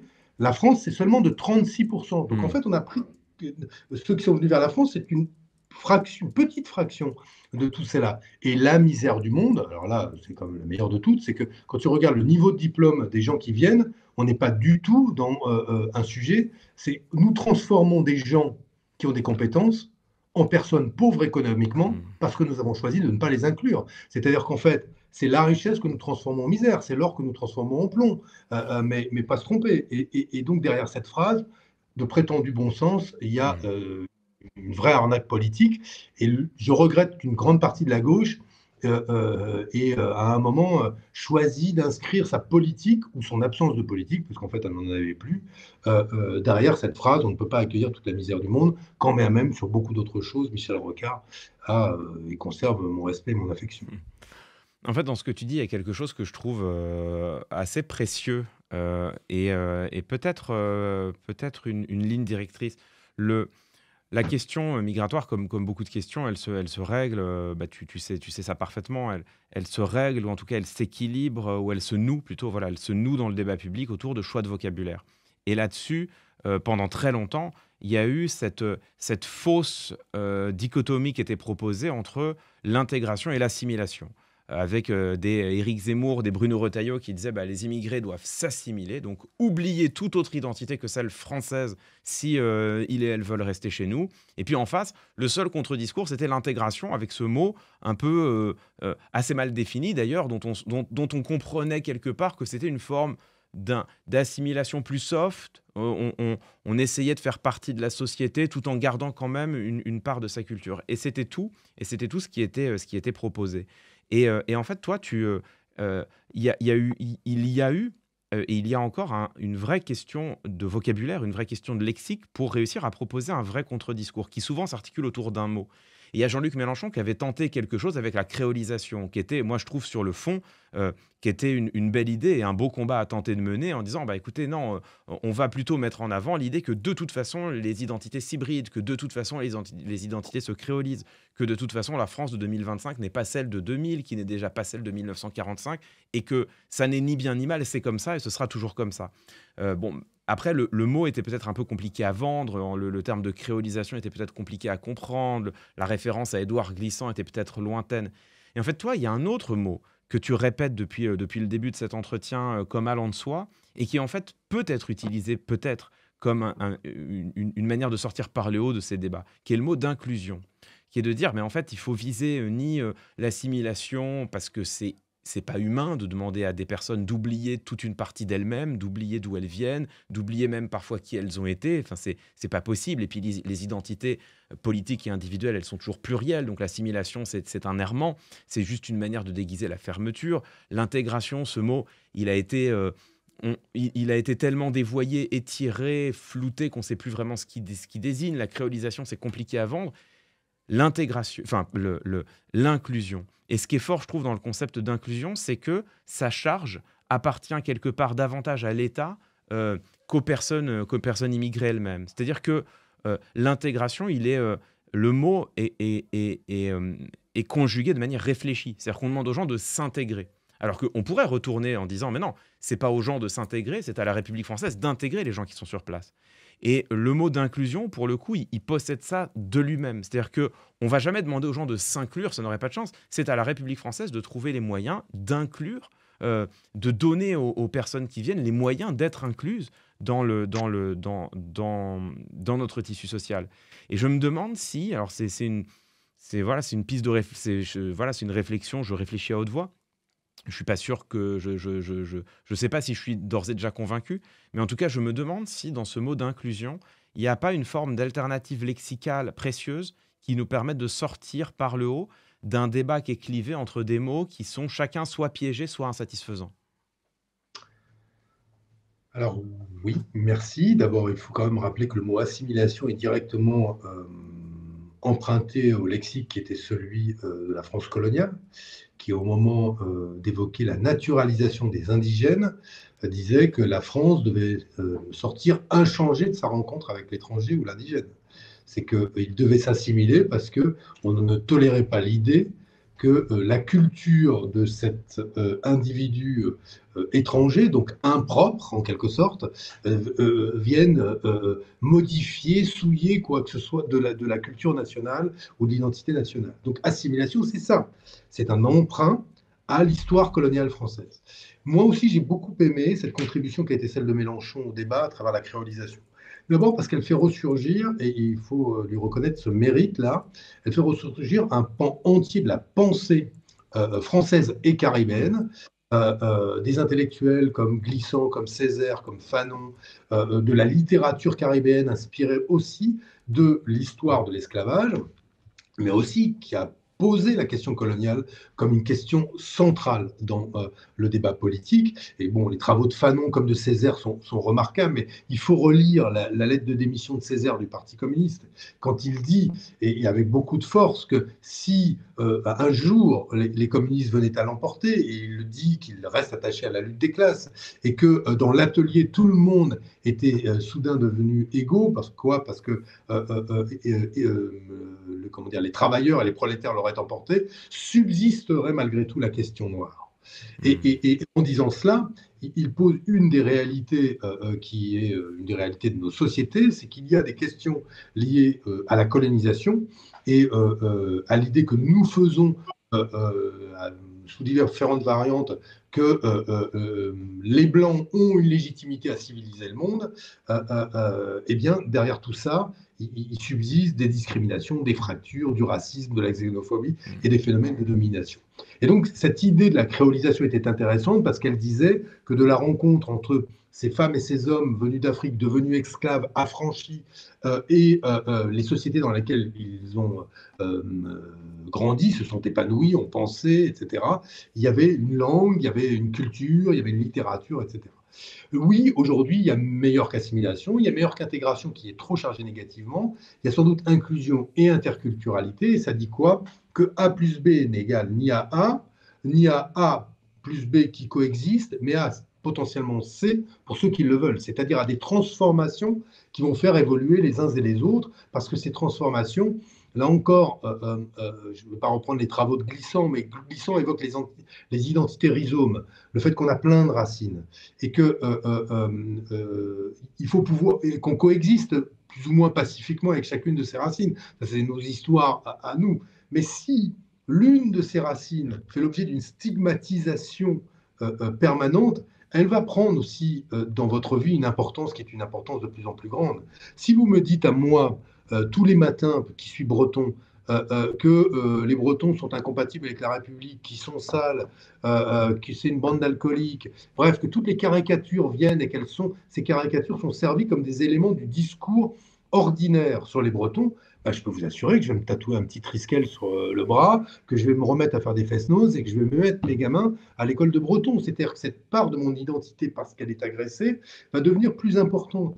Qui peut reprocher aujourd'hui à un jeune musulman d'accorder une importance très forte à cette partie de sa culture qui devient sa foi, ou pas d'ailleurs, après, dès lors qu'il perçoit que celle-ci fait l'objet d'une agression systématique dans nos sociétés. Donc, nous produisons des mécaniques qui sont des mécaniques dangereuses, faute de savoir être inclusif, faute de savoir être interculturel, d'être hospitalier à la différence et à la culture et aux cultures. Ce qui ne veut pas dire qu'on perd la sienne. Moi, je me sens pas, je dirige Singa, je vis au milieu d'un environnement interculturel. Je suis né catholique, breton, blanc, hétérosexuel, père de famille, grandi au Sénégal.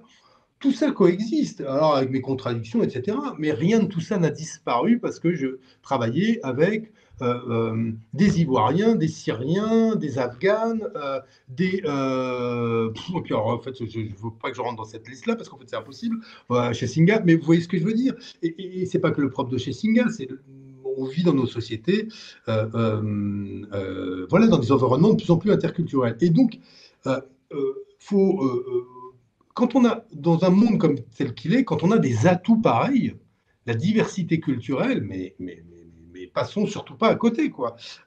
C'est une incroyable force de la société française que d'être au croisement de migration asiatique, africaine, maghrébine, que sais-je encore, de plus en plus latino-américaine. Nous, on le voit chez Singa aussi. Donc, bon, voilà. Donc, oui, il y a d'autres mots et c'est bien qu'on essaye en tout cas d'en proposer d'autres plutôt qu'assimilation. Or, qui est le mot le plus vermoulu et le plus moisi de la Terre. Hein. Pardon, mais rien trouvé d'autre que de reprendre le vocabulaire de l'administration coloniale pour dire qu'on va accueillir les gens. En fait, c'est pas les accueillir. Tu l'as très bien dit. C'est l'autre mot de la fermeture. Ouais, voilà, c'est impropre au défi de ce siècle. Benoît, je pense que ce sera plus ou moins la conclusion de notre entretien, mais je pense que ça conclut parfaitement. Merci beaucoup pour Merci.